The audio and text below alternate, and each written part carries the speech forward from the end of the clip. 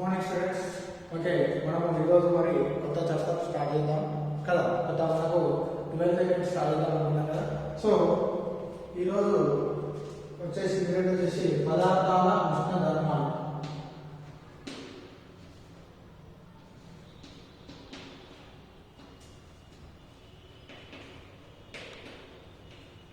ఉష్ణ ధర్మాలు, పదార్థాల ఉష్ణ ధర్మాలు. సో ఎందుకంటే మనకు మొత్తం 6 మార్క్స్ రావడం జరుగుతుంది. 6 మార్క్స్ రావడం జరుగుతుంది. 4+2 వరకు జరుగుతుంది. ఓకేనా? ఇలా కూడా మనకు స్కోర్ చేయవచ్చు. కంపల్సరీ 4 మార్క్స్ రావడం జరుగుతుంది, 2 మార్క్స్ రావడం కూడా జరుగుతుంది. సో ఈ యూనిట్ మనకి పదార్థాల యొక్క ఉష్ణ ధర్మాలు అంటే ఒక పదార్థం యొక్క ఉష్ణం అంటే ఆ యొక్క ఉష్ణం ఏ విధంగా ఉంటుంది, ఆ పదార్థాల ఉష్ణం ఏ విధంగా చేంజ్ అవుతుంది. సో ఉష్ణానికి సంబంధించి మన టాపిక్ అనేది మనకి టోటల్ టాపిక్ అనేది మనకి జరుగుతుంది. సో ఈ ఇందులో ఉన్నటువంటి మనము ఈ పదార్థాల ఉష్ణ ధర్మాల్లో మనం వెళ్ళే ముందు ఈ యూనిట్లో వెళ్ళే ముందు కొన్ని సబ్ టాపిక్స్ మనం చూద్దాం. సో అది వచ్చేసి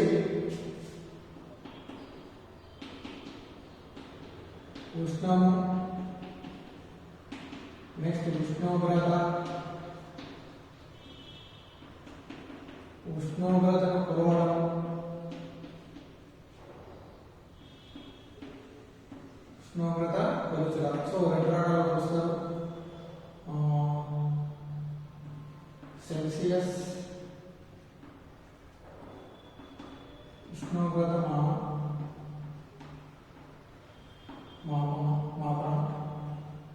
నెక్స్ట్ ఫారెన్హీట్ ఉష్ణోగ్రత మాపనం. ఓకేనా? సో అదేవిధంగా నెక్స్ట్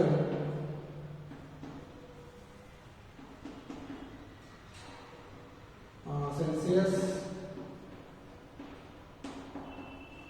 ఫారెన్హీట్ మధ్య ఉష్ణోగ్రత మాపనాల మధ్య సంబంధం. సో మనం ఇప్పుడు ఈరోజు ఫస్ట్ దీనికి సంబంధించిన టాపిక్స్ చూద్దాం. ఓకేనా? మరి ఉష్ణం అంటే మనము పదార్థాల ఉష్ణ ధర్మాలు అంటే మనం ఉష్ణం అంటే ఉష్ణోగ్రత అంటే రెండు సేమ్ అనుకుంటాం. మరి ఉష్ణం అంటే ఉష్ణోగ్రత అని మనము రెండు ఒకటేలా భావిస్తాం. కానీ మన ఫిజిక్స్ లో వచ్చేసరికి ఉష్ణంకు ఉష్ణోగ్రతకు చాలా డిఫరెన్స్ ఉన్నది. సో మనం ఫస్ట్ ఉష్ణోగ్రత అంటే ఇంగ్లీష్ లో వస్తే ఈజీగా తెలుస్తుంది. ఉష్ణోగ్రత అంటే టెంపరేచర్. ఏంటి? టెంపరేచర్. అదే ఉష్ణాన్ని తీసుకున్నట్టయితే హీట్ అంటాం కదా. సో ఇప్పుడు చూడండి, హీట్ టెంపరేచర్ వేరు కదా. సో అంటే ఉష్ణము ఉష్ణోగ్రత వేరు. సో మనము ఫస్ట్ ఉష్ణోగ్రత అంటే ఏంటో తెలుస్తున్నాం. ఉష్ణోగ్రత అంటే ఏం లేదమ్మా, ఏదైనా ఒక వస్తువు చల్లగా ఉందా లేకపోతే వేడిగా ఉందా అనే తెలియజేయడమే ఏమంటాము ఉష్ణోగ్రత. ఒక వస్తువు ఇస్తున్నట్లయితే ఆ వస్తువు చల్లదనాన్ని లేదా వెచ్చదనాన్ని తెలిపేదే ఏంటిది ఉష్ణోగ్రత.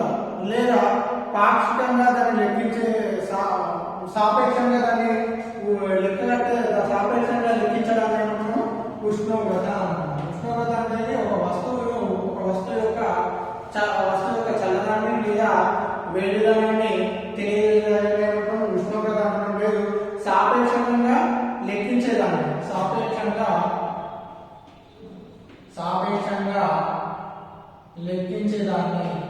లెక్కించేదాన్ని దేని లెక్కిస్తాం? వస్తువు యొక్క చల్లదనాన్ని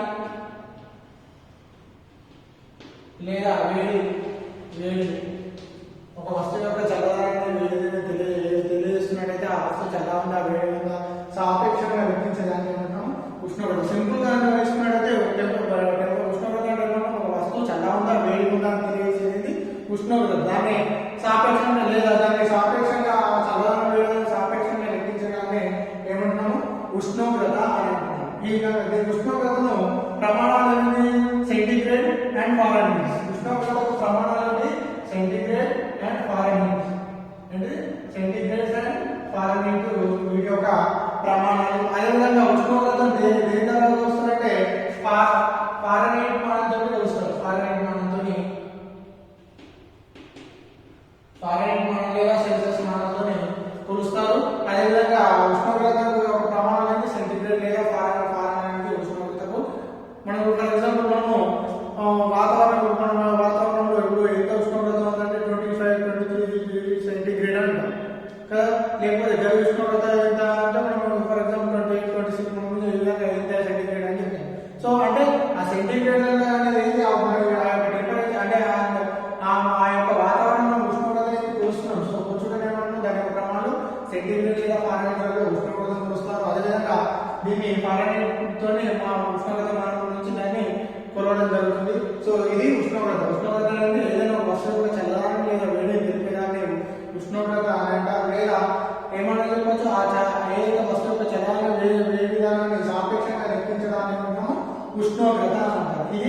టెంపరేచర్ యొక్క డెఫినేషన్. సో టెంపరేచర్ ప్రమాణాలు సెంటిగ్రేడ్ అండ్ ఫారెన్హీట్. అదేవిధంగా దేని ద్వారా చూస్తాము, సెల్సియస్ ఉష్ణోగ్రత మనం లేదా ఫారెన్హీట్ ప్రమాణాల ద్వారా కొలవడం జరుగుతుంది.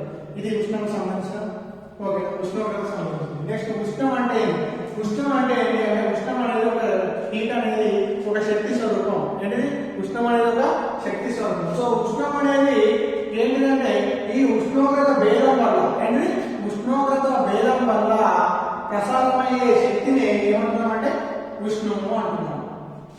దీనివల్ల ఉష్ణోగ్రత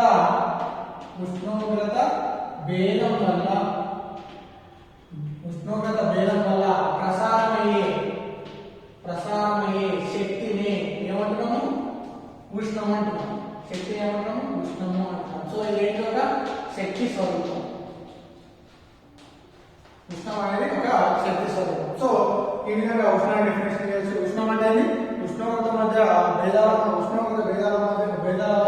ప్రసారమయ్యే శక్తిని ఏమని చేస్తున్నాము ఉష్ణం అంటాం. మరి ఉష్ణం అంటే ఫర్ ఎగ్జాంపుల్ మనం వాటర్ వేడి చేస్తాం, ఒక బౌల్ పెడతాము, స్టవ్ వెలిగిస్తాం. మరి ఫస్ట్ స్టవ్ వెలిగించినప్పుడు మరి అది ఏ విధంగా ఉంటుందన్నా ఆ వాటర్ యొక్క బౌల్ చల్లగా ఉంటుంది. చల్లగా ఉన్న తర్వాత అప్పుడు టెంపరేచర్ వేరే ఉంటుంది. మనం మరిగించిన తర్వాత మనం కొంచెం వేడి ఆ యొక్క బౌల్ వేడిన తర్వాత ఏమవుతుంది దాని యొక్క టెంపరేచర్ మారుతుంది. సో ఉష్ణోగ్రత ఏమైతుంది చేంజ్ అవుతుంది. చేంజ్ అయినప్పుడు ఆ బౌల్ ని ఫస్ట్ ముట్టుకోండి, ఆ బౌల్ ముట్టుకుంటే మనకి మన ఉష్ణం అంటే కాలుతుందా మనకు కాలదు. అంటే ఆ కాలం మనకి ఏంటి అంత శక్తి ఏర్పడుతుంది. ఆ టెంపరేచర్ మధ్య తేడా వల్ల శక్తి అప్పుడు ఏం కాలేదు. అదేవిధంగా నీళ్లు వేడెక్కి ఆ బౌల్ వేడెక్కిన తర్వాత ఆటోమేటిక్ గా మన ఆ బౌల్ మూవ్మెంట్ అయితే మనకి కాలుతుంది. అంటే అప్పుడు ఏంటి ఉష్ణం అనేది ఆ యొక్క ఉష్ణోగ్రత తేడాల వల్ల అందులో ఉష్ణం అనేది శక్తి అనేది ఉద్భవించింది. ఆ శక్తి ఏర్పడకు దాన్ని మనం టచ్ చేస్తే కావడం జరుగుతుంది. సో దాని చూసినట్లయితే దాన్ని హీట్ అంటున్నాం. దాన్ని ఏమంటున్నాం ఉష్ణం అనే విధంగా తీసుకోవచ్చు. ఈ విధంగా ఉష్ణోగ్రతల మధ్య చూడవచ్చు. సో ఉష్ణాన్ని ప్రమాణాలు కెలోరీస్ అండ్ జౌల్స్. ఉష్ణకు ప్రమాణాలు ఏంటిది కెలోరీ అండ్ జౌల్స్. ఉష్ణానికి ప్రమాణాలు కెలోరీ అండ్ జౌల్స్ యొక్క దీని యొక్క ప్రమాణాలు. దీన్ని దేని ద్వారా చూస్తామంటే కెలోరీ ద్వారా కొలవడం జరుగుతుంది. ఈ విధంగా ఉష్ణోగ్రతల మధ్య ఉష్ణోగ్రత చూడవచ్చు. మనకు క్వశ్చన్ కూడా ఉంటుంది. ఉష్ణోగ్రత మధ్య భేదాలు ఏంటంటే ఉష్ణం అనేది ఉష్ణోగ్రత అంటే ఏదైనా వస్తువు చల్లదాన్ని లేదా వెచ్చదనాన్ని వెచ్చదాన్ని తెలిపే భాగాన్ని ఏమంటారు ఉష్ణోగ్రత అంటారు. లేదా ఆ వస్తువు యొక్క చల్లదాన్ని భేదాన్ని సాపేక్షంగా లెక్కించేదాన్ని ఉష్ణోగ్రత అంటారు. ఉష్ణం అంటే ఉష్ణోగ్రత భేదాల మధ్య ఏర్పడే ఒక శక్తి స్వరూపమే ఉష్ణము.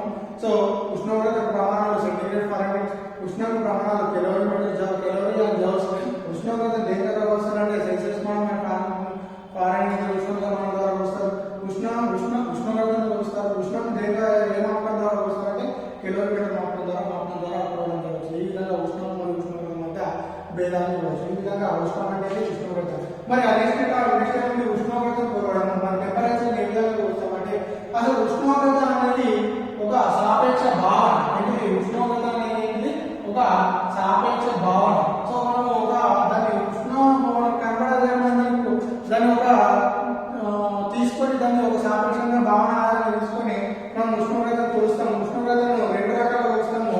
ఒకటి సెల్సియస్ ఉష్ణోగ్రత మాపనం ద్వారా, నెక్స్ట్ ఫారెన్హీట్ ఉష్ణోగ్రత మాపనం ద్వారా కొలవడం జరుగుతుంది. ఇది సెల్సియస్ ఉష్ణోగ్రత మాపనం ద్వారా, నెక్స్ట్ ఫారెన్హీట్ ఉష్ణోగ్రత మాపనం ద్వారా.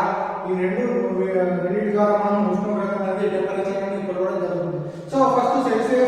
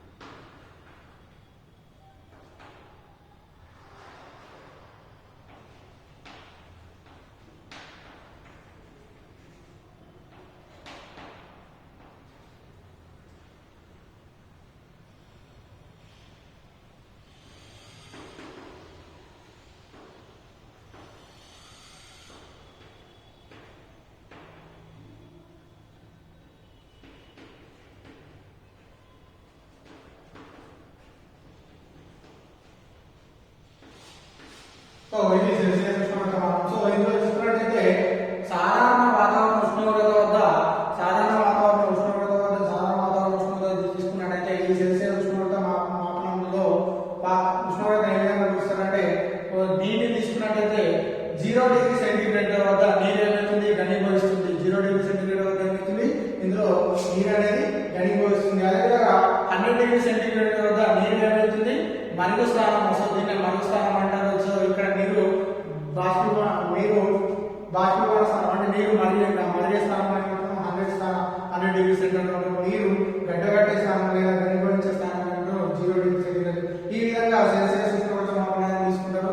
సో ఇందులో తీసుకున్నట్టయితే ఒక్కోటి 0 నుంచి 100 డిగ్రీస్ వరకు ఉంటుంది. సో సెల్సియస్ ఉష్ణోగ్రత మాపనంలో ఏముంటుంది 0 to 100 డిగ్రీ సెంటీగ్రేడ్. సో ఇలా 100 degree centigrade minus 0 degree centigrade అంటే ఈక్వల్ టు 100 డిగ్రీ సెంటీగ్రేడ్ అంటే 100 వంద సమభాగాలుగా చేయబడుతుంది. ఈ సెల్సియస్ ఉష్ణోగ్రత మనం ఇంకా ఇప్పుడు 0 డిగ్రీ 1 2 3 4 5 6 7 8 9 ఇంకా 100 సమభాగాలుగా చేయబడుతుంది. ఒక్కో భాగం ఒక్కో డిగ్రీ సెంటీగ్రేడ్ గా తీసుకున్నాం. ఒక్కో భాగం ఏం తీసుకున్నాము ఒక్కో డిగ్రీ సెంటీగ్రేడ్ గా తీసుకుంటాము. సో ఈ విధంగా సెల్సియస్ మనం ఉష్ణోగ్రత మనం తీసుకుంటాము. సో దీనిలో ఏంటి 0 డిగ్రీ సెంటీగ్రేడ్ వద్ద ఏమవుతుంది అది నీరు అంటే నీరు గడ్డగట్టడం జరుగుతుంది. అదే 100 డిగ్రీ వద్ద నీరు ఏంటి మరిగే స్థానంగా తీసుకుంటారు. దీన్ని ఈ విధంగా సెల్సియస్ ఉష్ణోగ్రత ద్వారా మనం ఉష్ణోగ్రతను కొలుస్తాం. ఓకేనా, ద్రవ యొక్క ఉష్ణోగ్రతను ఈ విధంగా కొలవచ్చు. దీన్ని సెల్సియస్ ఉష్ణోగ్రత మాపనం అంటారు. నెక్స్ట్ మనము ఫారెన్ ఉష్ణోగ్రత మాపనం చూసినట్లయితే సెల్సియస్ ఫారెన్ చూసినట్లయితే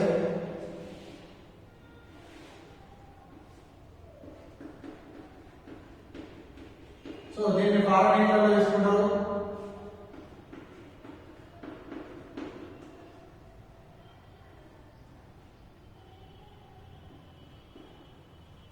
సో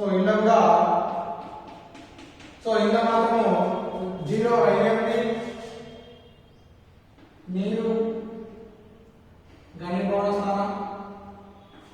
నెక్స్ట్ ఇక నీరు మరుగు స్థానం లేదా బాష్పీభవన స్థానం. సో ఈ విధంగా ఫారెన్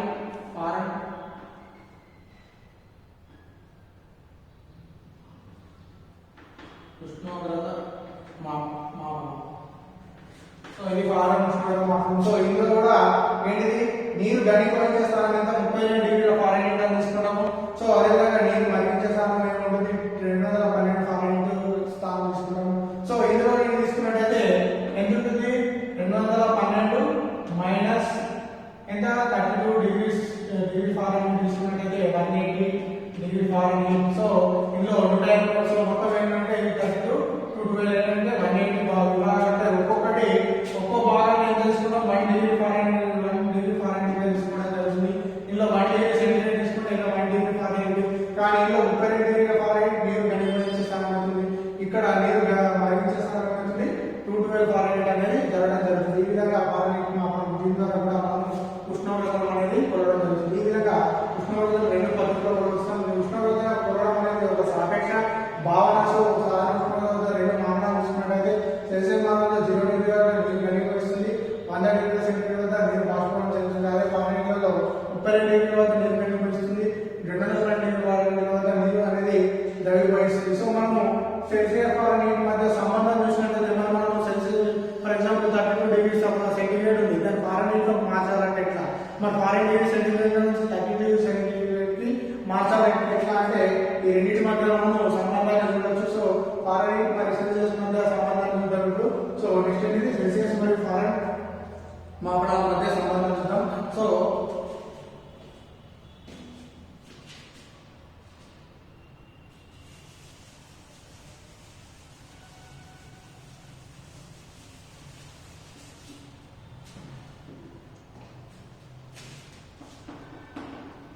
సెల్సియస్ అండ్ ఫారెన్ ఉష్ణోగ్రత మాపనాల మధ్య సంబంధం. సో ఫారెన్ మనకు సెల్సియస్ లో 100 డిగ్రీ సెంటీగ్రేడ్ వచ్చింది. ఎంత వచ్చింది? మనము centigrade 1 degree centigrade 100 minus 100 degree minus 0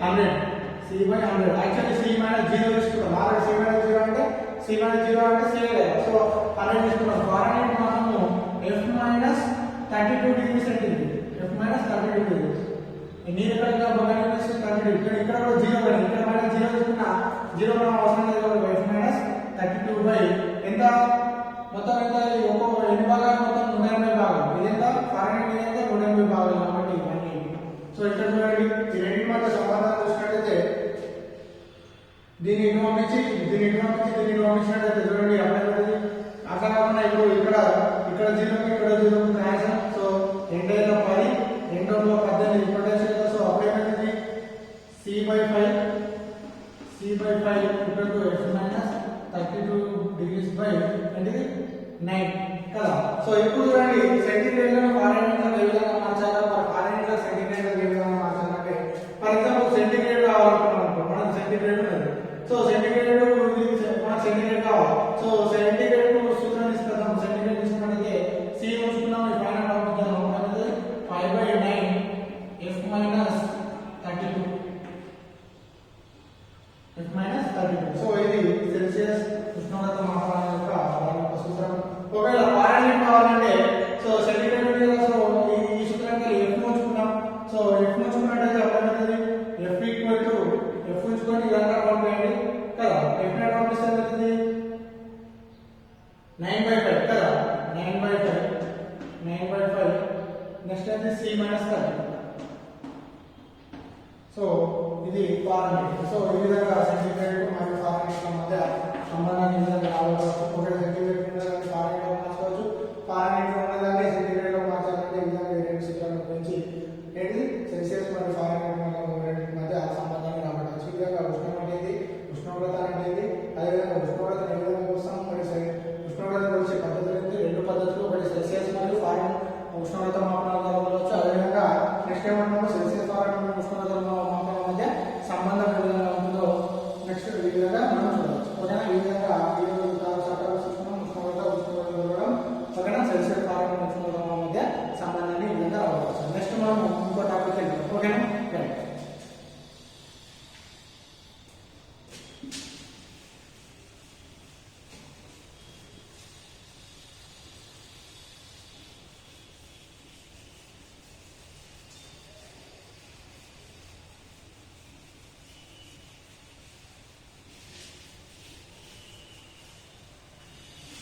చాలా ఇంపార్టెంట్ టాపిక్ నెక్స్ట్ నీటి అసంగత వ్యాకోచం అనగానేమి ఇది సముద్రంలో ఉన్న లేదా సరస్సులో ఉన్న వాటి జలచర జీవాలకు ఏ విధంగా ఉపయోగపడుతుంది అంటే నీటి అసంగత వ్యాకోచం అనగానేమి ఇది సముద్రంలో మరియు ఏంటిది సరస్సులో లేదా నదులు సముద్రంలో లేదా సరస్సులో నదులు చెరువులలో ఉన్నటువంటి ఏ విధంగా ఉపయోగపడుతుంది మనం చూద్దాం ఓకేనా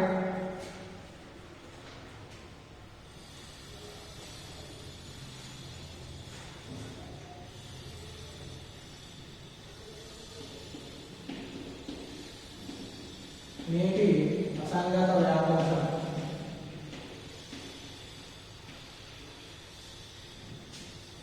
ఇది జలచర జీవులకు ఏ విధంగా ఉపయోగపడుతుంది జలచర జీవులకు ఏ విధంగా ఉపయోగపడుతుంది అంటే జలచర జీవులకు అంటే నీటిలో ఉన్న జంతువులకు ఏ విధంగా ఉపయోగపడుతుంది నీటి అసంగత వ్యాకోచం యాక్చువల్లీ నీటి అసంగత వ్యాకోచం అంటే ఏంటంటే సాధారణంగా ఏ పదార్థాలైనా వేడి చేస్తే ఏం చేస్తే అవి పదార్థాలు వ్యాపించేస్తాయి కదా సాధారణంగా ఏ పదార్థాలైనా వేడి చేస్తే వ్యాపించేస్తాయి కానీ ద్రవాన్ని తీసుకున్నట్టయితే నీటిని తీసుకున్నట్టయితే ఆ నీటిని వేడి చేసినట్టయితే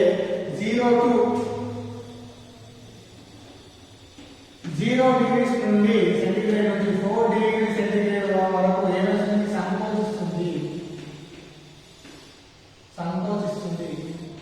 0 నుండి 4 degrees సెంటీగ్రేడ్ వరకు సంకోచిస్తుంది ఈ ప్రక్రియనే ఏమంటున్నాము ఈ ప్రక్రియనే నీటి అసంగత వ్యాకోచం అని అంటున్నాము ఈ ప్రక్రియ ఏమంటున్నాము అసంగత వ్యాకోచం సాధారణంగా ఏ పదార్థమైనా వేడి చేస్తే ఏం చేస్తే వ్యాకోచిస్తాయి కానీ నీటికి ఉన్న ప్రత్యేక ధర్మం వల్ల నీరు ద్రవాన్ని ఉన్న ప్రత్యేక ధర్మం వల్ల నీరును వేడి చేస్తే ఏమైతుంది అది 0 నుండి 4 degrees సెంటీగ్రేడ్ వరకు ఏమైతుంది ఇక్కడ వ్యాకోచిస్తుంది ఈ టైంలో సాంద్రత అనేది గరిష్టంగా ఉంటుంది ఏంటిది సాంద్రత ఎటువంటి నీటికి నీటికి సాంద్రత ఏ విధంగా ఉంటుంది? గరిష్టంగా ఉంటుంది. నీటికి గల సాంద్రత గరిష్టం. సో గరిష్టం నీటి సాంద్రత అంటే మనకు ఆర్గనైజ్ సాంద్రత అంటే రో, కానీ రో అంటే మనకి ఏం తెలుసు? m/v కదా. సో రో గరిష్టం, సాంద్రత గరిష్టం కాబట్టి సో ఆటోమేటిక్ గా ఘనపరిమాణం ఉంటుంది. నీటి గల ఘనపరిమాణం ఏ విధంగా ఉంటుంది? కనిష్టంగా ఉంటుంది కదా. ఎందుకంటే రో m/v అంటే సాంద్రత ఘనపరిమాణం ఉంటుంది. సో సాంద్రత గరిష్టంగా ఉంటుంది 0 డిగ్రీ సెంటీగ్రేడ్ వద్ద. అదేవిధంగా ఘనపరిమాణం ఏ విధంగా ఉంటుంది? కనిష్టంగా ఉంటుంది. సో ఈ 0 నుంచి డిగ్రీ 4 సెంటీగ్రేడ్ ఈ నీటి అసలు రాజ్యంలో సో పీడనాన్ని పెంచిన ఆ యొక్క నీటిపై పీడనాన్ని పెంచిన దాని యొక్క ద్రవీకరణ స్థానం అనేది పెరుగుతుంది. అంటే ఒక మంచు పదార్థాన్ని తీసుకున్నట్లయితే, మంచు గడ్డను తీసుకున్నట్లయితే దానిపైన పీడనం ప్రయోగించినట్లయితే అడుగు భాగం ఏమడం కలుగుతుంది. అదేవిధంగా పీడనాన్ని తీసేసినట్లయితే మళ్ళీ కింది అడుగు భాగం అనేది అంటే తక్కువ ఉష్ణోగ్రత వద్ద పీడనాన్ని తగ్గించినట్లయితే ఆ నీరు అనేది గడ్డగడుతుంది. ఈ విధంగా నీటి యొక్క సన్నగ వ్యాపకం అనేది ఉంటుంది. మరి ఇది జలచర జీవులకు ఏ విధంగా ఉపయోగపడుతుంది? ఎందుకంటే మన దగ్గర అంటే వాతావరణం మామూలుగా ఉంటుంది, కానీ కొన్ని దేశాలలో శీతల దేశాలలో ఏ విధంగా ఉంటుంది? న్యూజిలాండ్ అలాంటి ప్రాంతాలలో ఏ విధంగా ఉంటుంది? వాతావరణం చల్లగా ఉంటుంది. సో నీరు -డిగ్రీ సెంటీగ్రేడ్ 0 డిగ్రీ సెంటీగ్రేడ్ నీరు గడ్డగట్టడం అవుతుంది. సో -డిగ్రీ సెంటీగ్రేడ్ లో ఉంటుంది. మన దగ్గర కూడా చూడండి, జమ్మూ కాశ్మీర్ పోతే అక్కడ కూడా వాతావరణం ఏ విధంగా ఉంటుంది? -డిగ్రీ, హిమాలయాల దగ్గర పోతే -డిగ్రీ సెంటీగ్రేడ్ ఉంటుంది. సో అక్కడ నీరు అనేది గడ్డగట్టడం జరుగుతుంది. మరి అలా గడ్డగట్టినప్పుడు మరి నీటిలో కొన్ని జంతువులు ప్రాణులు ఉంటాయి కదా. సో అవి మరి అంత శీతాలకు అవి ఏ విధంగా తట్టుకుంటున్నాయి, ఏ విధంగా బతుకుతున్నాయి అంటే సో ఆ నీటి యొక్క ఫర్ ఎగ్జాంపుల్ ఒక సరస్సు లేదా ఒక నదులను తీసుకున్నట్టయితే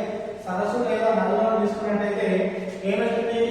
సో హిమ ప్రాంతంలో గల ప్రాంతంలో ఒక నీటిని లేదా సరస్సులను తీసుకున్నట్టయితే సో ఈ విధంగా ఒక సరస్సు కానీ ఒక నదిని తీసుకున్నట్టయితే సో ఇక్కడ ఏమవుతుంది? వాతావరణం మొత్తం చల్లగా 0 డిగ్రీ సెంటీగ్రేడ్ వద్ద 0 మంచు ఏమవుతుంది? నీరు గడ్డగట్టి ఉంటుంది. సో నీరు గడ్డగట్టి ఉంటుంది. నీరు ఎట్లుంటుంది? గడ్డగట్టి ఉంటుంది.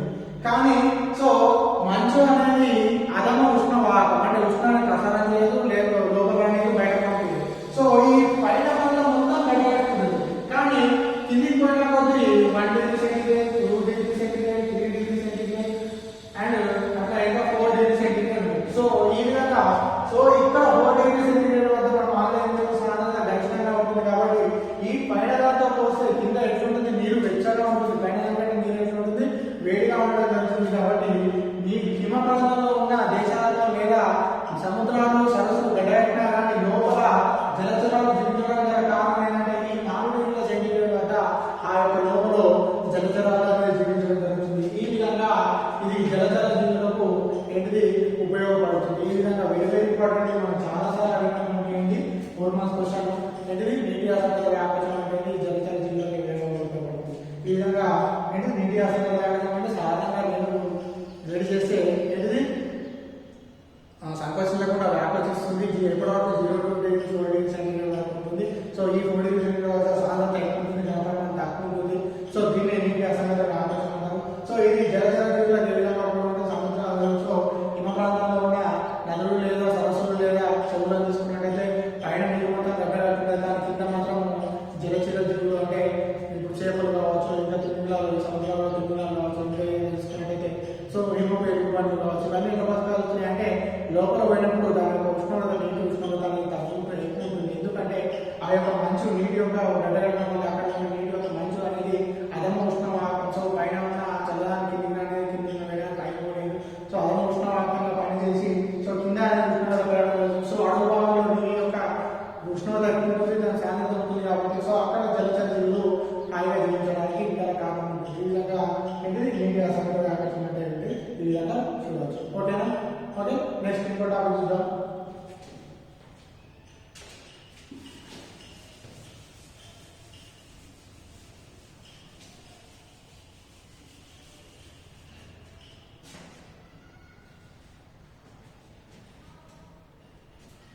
నెక్స్ట్ ఏంటంటే లఘులోకం గల గడియారాలు శీతాకాలంలో ఎక్కువ కాలాన్ని చూపుతాయి, ఓకేనా? వేసవి కాలంలో తక్కువ కాలాన్ని చూపుతాయి, ఎందుకు అని మనకు ఒక టాపిక్ ఉంది. సో లఘులోకం అంటే మనం డోలాలు పాత గడియారాలను చూసినట్టయితే ఒక కిందకు ఒక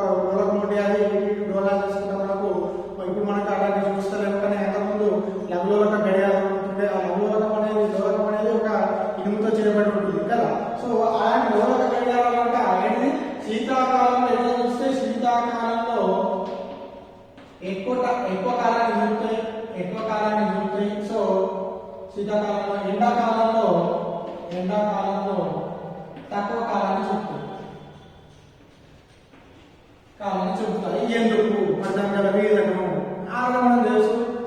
లోలకం గల వాచలు ఆధారం యొక్క ఇన్పుట్తో చేయబడుతుంది లోలకం. ఆల్రెడీ మనము లఘులోలకం యొక్క డోలావర్తన స్వచ్ఛంగా లఘులోలకం అంటే డోలావర్తన డోలం అంటే సలహాత్మక చిహ్నం అంటే ఆల్రెడీ మనం టాపిక్ తెలుసుకున్నాం. సో లఘులోలకం యొక్క డోలావర్తన కాలం మనకు తెలుసు. డోలావర్తన కాలం ఏం తెలుసు?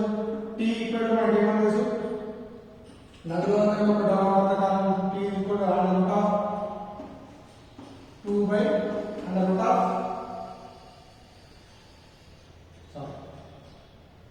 t is equal to 2 by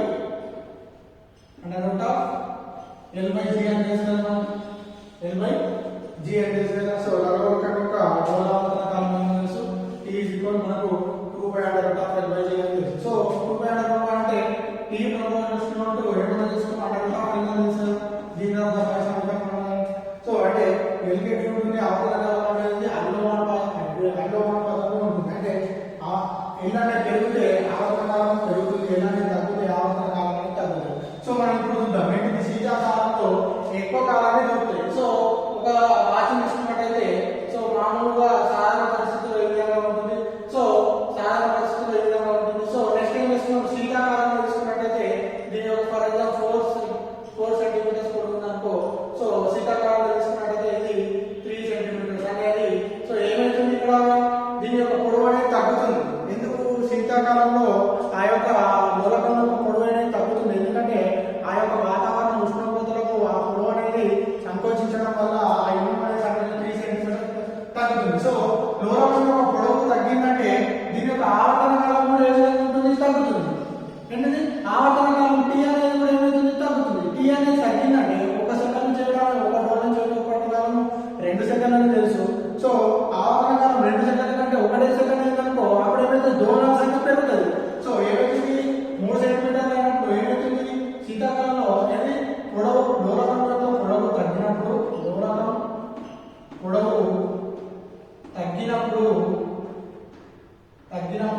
ఏమైతుంది?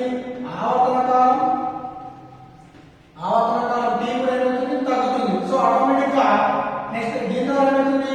డోలనాల సంఖ్య పెరుగుతుంది.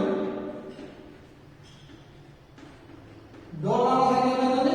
పెరుగుతుంది. డోలనాల సంఖ్య అంటే అది చేసి డోలనాల సంఖ్య ఏమవుతుంది? పెరుగుతుంది. పెరగడం వల్ల ఏమవుతుంది?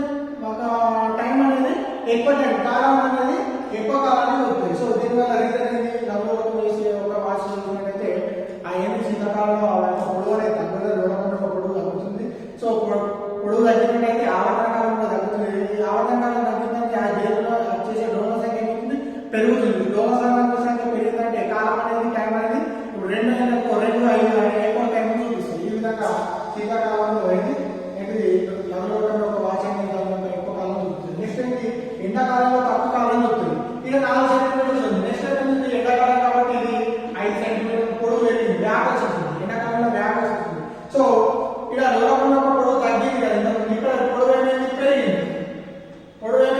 పెరిగింది. సో పెరిగితే ఆవర్తన కాలం కూడా అనేది పెరిగింది. సో ఆవర్తన కాలం పడినందుకో డోలనాల సంఖ్య తగ్గుతుంది. ఆవర్తన 1 సెకండ్ చేసే డోలన సంఖ్య ఒక డోలన్ చేయడం 1 కాలం 2 సెకండ్లు అయితే యాక్చువల్లీ సో సాధారణ పరిస్థితుల్లో సో లోలకం పడినప్పుడు 2 సెకండ్ల కాలం అంటే 3 సెకండ్లు ఎక్కువ టైం పట్టింది అనుకో. సో నువ్వు డోలనం చేయడానికి తక్కువ టైం పడుతుంది. డోలన సంఖ్య తగ్గుతుంది.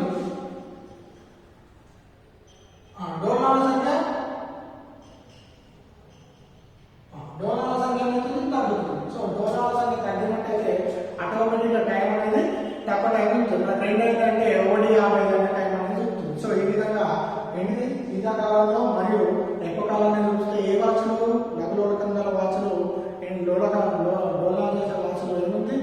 ఎక్కువ శీతాకాలంలో ఎక్కువ కాలం చూపుతాయి. అదేవిధంగా ఏంటి ఎండాకాలంలో తక్కువ కాలాన్ని చూపుతాయి. ఇది కూడా మనకు చాలా సాధారణమైనటువంటి క్వశ్చన్. 4 మార్క్స్ మనకి ఈ విధంగా అడిగినట్టు ఏంటి క్వశ్చన్. ఈ విధంగా మనము శీతాకాలంలో ఏంటిది ఒక లఘులోలకం వాచ్ తీసుకున్నట్టయితే శీతాకాలంలో ఎక్కువ కాలం చూపుతాయి మరియు ఏంటిది ఎండాకాలంలో తక్కువ కాలాన్ని ఎందుకు చూపుతాయి అంటే రీజన్ ఇది. ఎందుకు tea equal 2 by √L by G అని తెలుసు.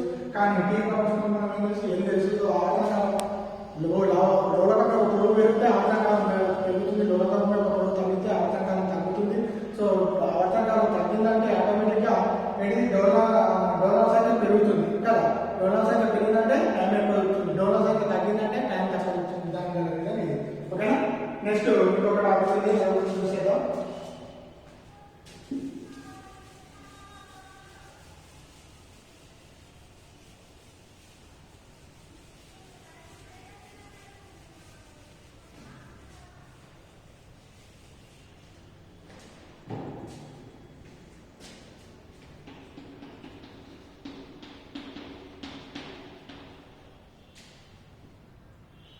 రాగి మరియు స్టీల్తో చేసినటువంటి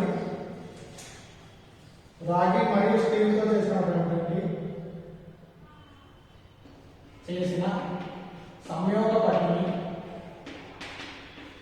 సంయోగ పట్టిని వేడి చేస్తే ఏం జరుగుతుంది?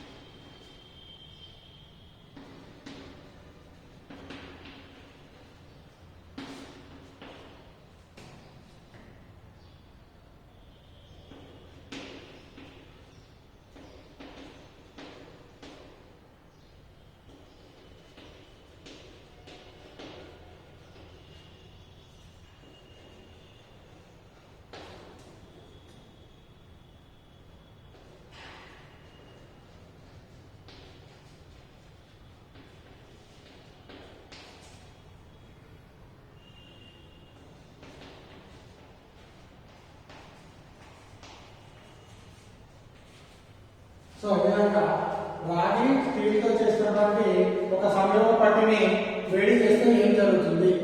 ఓకేనా. సో రాగి స్టీల్ అంటే ఒక పాత్ర తీసుకుంటాం. ఆ పాత్ర ఏ విధంగా ఉంటుందంటే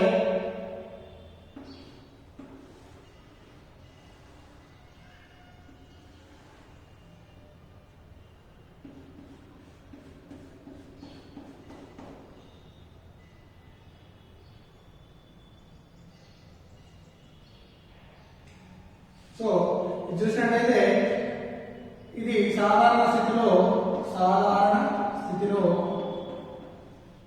ఇది సంయోజక పట్టి అంటే సంయోజక ఒక రెండు యాక్చువల్గా మనం ఒక పాత్ర తీసుకుంటే స్టీల్ పాత్ర కానీ లేదా రాగి పాత్ర ఒకే రకం ఉంటుంది. ఒక రెండుగా రాగి స్టీల్ మరి రెండు కలిసినటువంటి ఒక పాత్ర తీసుకున్నట్లయితే సంయోగ పాత్ర అనవచ్చు, ద్విసంయోజక పాత్ర అనవచ్చు. సో ఇప్పుడు దీన్ని తీసుకున్నట్టయితే ఈ పైన ఉన్నది రాగి, కింద తీసుకున్నది స్టీల్. సో రాగి మరియు స్టీల్ తో చేసినటువంటి సంయోగ పట్టిని వేడి చేస్తే ఏం జరుగుతుంది అని అడిగే క్వశ్చన్. సో రాగి మరియు స్టీల్ సంయోగ పట్టిని వేడి చేస్తే ఏమవుతుందంటే చూడండి, ఫస్ట్ సాధారణ స్థితిలో ఏ విధంగా ఉంటుంది? ఈ విధంగా ఉంటుంది. దీన్ని ద్విసంయోగ పట్టి అంటారు. ఏమంటారు?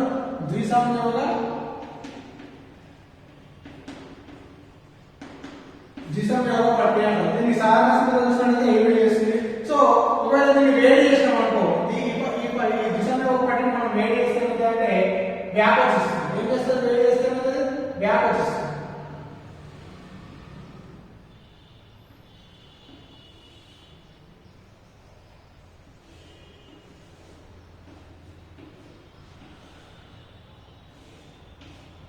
సో ఎక్కువగా ఏం వ్యాపిస్తుంది అంటే రాగి అనేది ఎక్కువ వ్యాపిస్తుంది. ఎందుకంటే రాగి మంచి ఉష్ణ వాహకంగా పనిచేస్తుంది కాబట్టి రాగి అనేది ఎక్కువ వ్యాపిస్తుంది. స్టీల్ అనేది ఇనుము కాబట్టి తక్కువగా వ్యాపిస్తుంది. కాబట్టి ఇది ఒక వేడి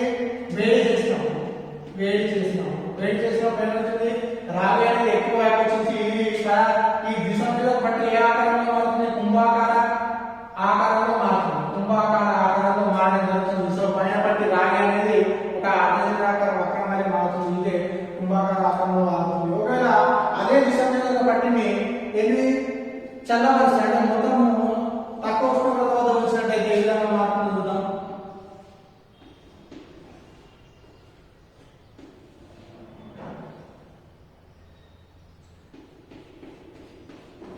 సో ఇక్కడ చూడండి, ఇక్కడ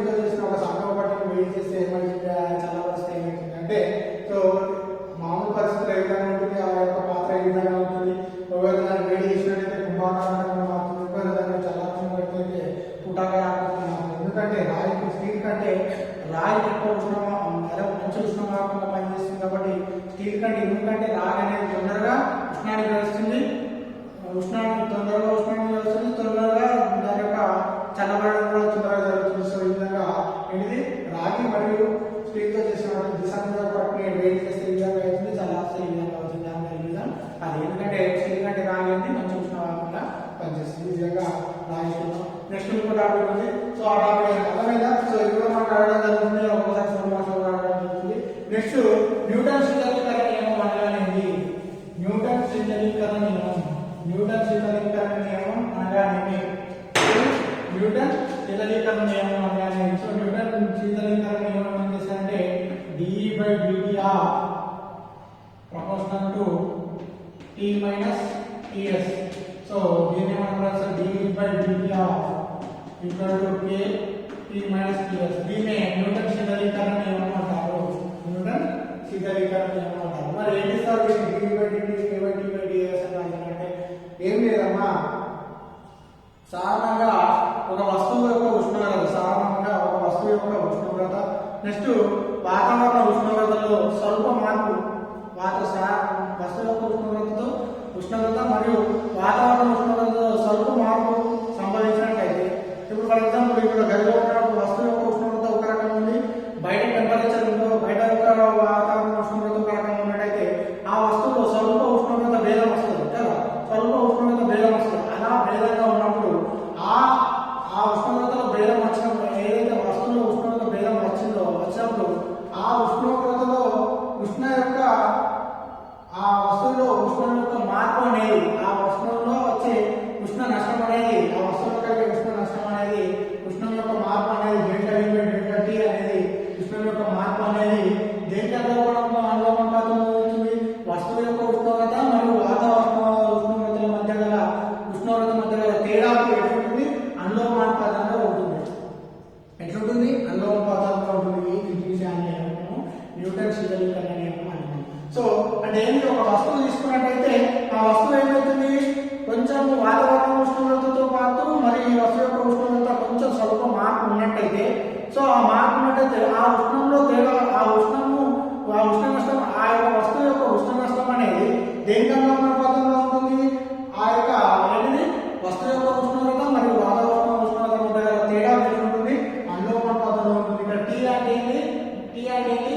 వస్తువు ఉష్ణోగ్రత. Ts అనేది వాతావరణ ఉష్ణోగ్రత, పరిసరాల ఉష్ణోగ్రత. ఓకే, Ts అనేది పరిసరాల ఉష్ణోగ్రత. dE/dt అనేది వస్తువు కోల్పోయే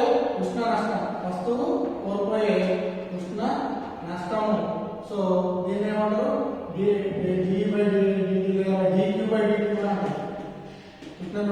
dQ/dt గా తీసుకోవచ్చు, dE/dt గా తీసుకోవచ్చు. సో ఇది దేని అనుపాతంలో ఉంటుంది? T minus Ts అంటే వాతావరణ ఉష్ణోగ్రత, పరిసరాల ఉష్ణోగ్రత మరియు వస్తువు యొక్క ఉష్ణోగ్రత కలిసి అనులోమానుపాతంలో ఉంటుంది. సో ప్రపంచంలో ఇది తీసేసినట్లయితే తీసుకోండి, K అనేది ఒక స్థిరాంకం వస్తుంది. సో దీన్ని న్యూటన్ శీతలీకరణ నియమాన్ని అంటారు. సో మనం న్యూటన్ శీతలీకరణాన్ని ఎక్కడెక్కడ అనువర్తించవచ్చు అంటే, ఈ వస్తువు యొక్క ఉష్ణోగ్రత అనేది ఏకరీతి వితరణ చెందాలి. ఏ పరిస్థితుల్లో అనువర్తించే వస్తువు యొక్క ఉష్ణోగ్రత ఎట్లుండాలి? ఏకరీతిగా వితరణ చెందాలి. వస్తువు యొక్క ఉష్ణోగ్రత ఎట్లుండాలి? ఏకరీతిగా వితరణ చేయాలి.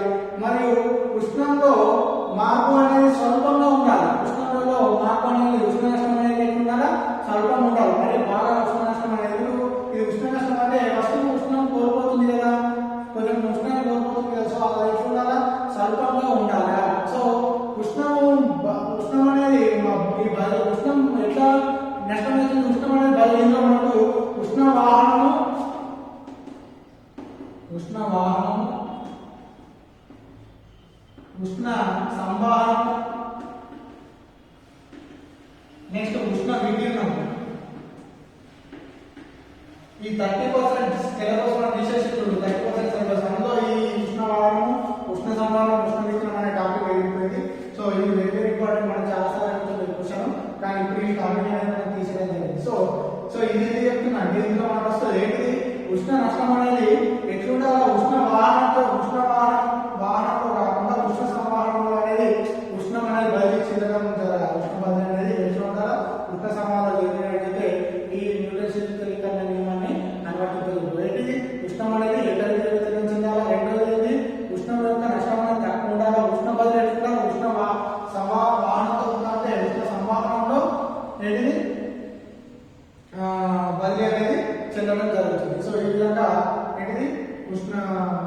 న్యూటన్ శక్తికరణ నియమాన్ని ఆవర్తింపజేయవచ్చు. సో ఇది కూడా సింపుల్ చెప్తే ఉష్ణ వాహనం అంటే ఉష్ణ వాహనం అంటే ఉష్ణ వికిరణం అంటే ఏంటి? ఉష్ణ వాహనం అంటే లేదు ఏదైనా ఒక వస్తువు ఒక వాహనం కూడా బయలు వాహకం వాహనం ఉంటే పరిసరాల మధ్య వాహనం అంటే ఉష్ణ వాహనం అంటారు. పరిసరాల మధ్య వాహనం లేకుండా ఉండే అన్నం మధ్య చేయడం అంటే ఉష్ణ వాహనం అంటారు.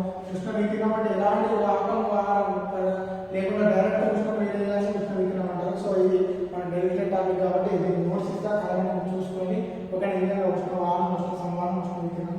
సో ఈ విధంగా ఇది ఈరోజు టాపిక్ న్యూటన్స్ ఈ విధంగా ఈరోజు టాపిక్ చూద్దాం. నెక్స్ట్ రేపటి టాపిక్ లో మిగతా టాపిక్ చేసినట్లయితే ఇవి మనం కంప్లీట్ చేయవచ్చు. ఓకేనా? Okay right. ఈ విధంగా ఈరోజు టాపిక్స్ వెరీ ఇంపార్టెంట్ ఉన్నాయి. న్యూటన్స్ శక్తికరణ ఇంపార్టెంట్. నెక్స్ట్ ఏది అసంకర ఆకాశం అంటే ఏంటి? ఓకేనా? నెక్స్ట్ ఇంకోటి ఏంటి? ఉష్ణోగ్రత తేడా రెండు మార్గాలు ఇంపార్టెంట్ అది. ఓకేనా? ఈ విధంగా మనం ఇంపార్టెంట్ చూసినట్లయితే